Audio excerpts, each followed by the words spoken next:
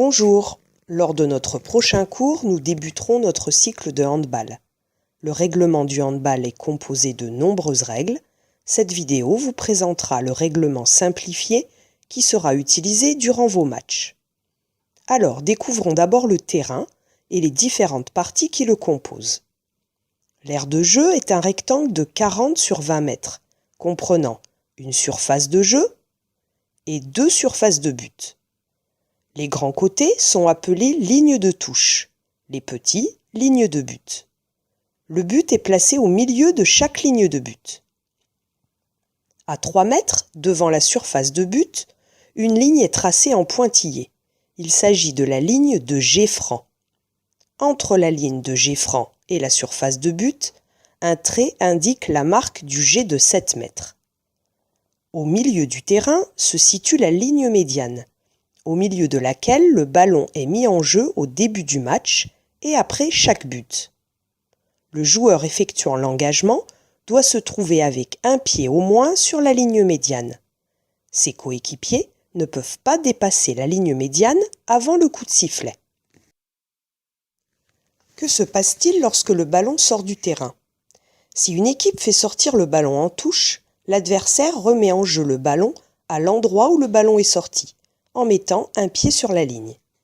Si un défenseur fait sortir le ballon derrière sa ligne de but, un attaquant le remet en jeu par un jet de coin. Par contre, si c'est un attaquant ou le gardien qui a dévié le ballon derrière la ligne de but, il n'y a pas de jet de coin. C'est le gardien qui récupère le ballon et le remet en jeu. Et les joueurs ont-ils tous le même rôle?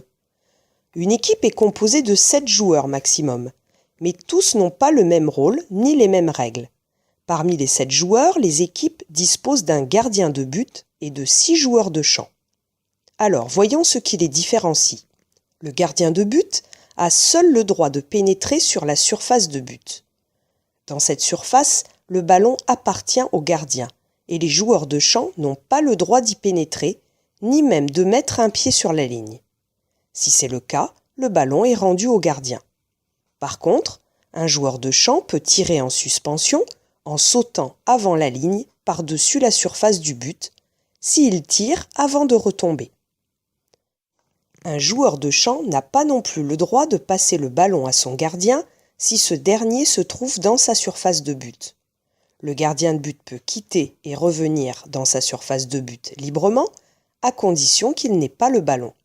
S'il se trouve en dehors, son coéquipier peut lui passer le ballon, mais il ne pourra donc pas revenir dans sa surface avec le ballon. Le gardien peut arrêter le ballon avec n'importe quelle partie du corps, alors qu'un joueur de champ n'a pas le droit de jouer le ballon avec les parties du corps se situant en dessous de son genou, sauf lorsque le ballon a été lancé par un adversaire. Le joueur de champ ne peut pas garder la balle plus de 3 secondes, et il n'a pas le droit de faire plus de 3 pas s'il a la balle en main.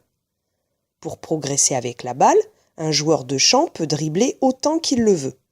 Mais s'il s'arrête de dribbler, il doit alors passer ou tirer. Il lui est donc possible de faire 3 pas, de dribbler, puis de refaire 3 pas avant de passer ou tirer. Le gardien de but, lui, n'est pas soumis à ces règles. Il est libre de ses mouvements dans la surface de but. Alors, voyons maintenant quelles sont les fautes à ne pas commettre sur mon adversaire. Au handball, aucune brutalité n'est permise. Il est interdit d'arracher le ballon au joueur adverse ou de frapper le ballon qu'il tient entre ses mains, de barrer son chemin avec les bras, les mains ou les jambes ou de le repousser, de le retenir, de le ceinturer, de le pousser, de se jeter contre lui en courant ou en sautant. Tu peux gêner ton adversaire, mais sans le retenir, ni le frapper, ni le pousser. Quand tu n'observes pas une règle, l'équipe adverse reçoit le ballon et le remet en jeu à l'endroit où tu as commis la faute. Ton équipe devra alors observer une distance de 3 mètres au minimum par rapport au ballon, jusqu'à ce que tes adversaires aient effectué une première passe. Si la faute est sifflée entre la surface de but et la ligne de jet franc, c'est-à-dire entre 6 mètres et 9 mètres, le ballon sera remis en jeu derrière la ligne de jet franc. Pour cela, toute l'équipe attaquante devra également se positionner derrière la ligne de jet franc jusqu'à ce qu'une première passe soit effectuée. L'équipe en défense, elle, devra donc se positionner sur la ligne des 6 mètres pour respecter la distance des 3 mètres. Si en commettant une faute, tu empêches manifestement l'équipe adverse de marquer un but, par exemple en tenant le bras de ton adversaire lorsqu'il tire, son équipe aura le droit à un pénalty.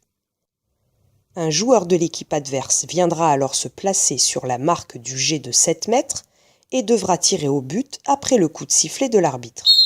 Aucun joueur, ni les attaquants ni les défenseurs, n'auront le droit de rentrer dans la zone des 9 mètres avant que le joueur n'ait tiré. Alors, comporte-toi toujours en joueur fair-play et agréable, que ce soit avec tes adversaires, tes partenaires ou l'arbitre, et ne mets jamais en danger ton adversaire. Et si tu te comportes de façon antisportive ou si tu joues délibérément de manière déloyale, tu devras sortir du terrain 2 minutes au moins. Voilà, cette vidéo explicative est terminée et il ne me reste plus qu'à vous donner rendez-vous à votre prochain cours.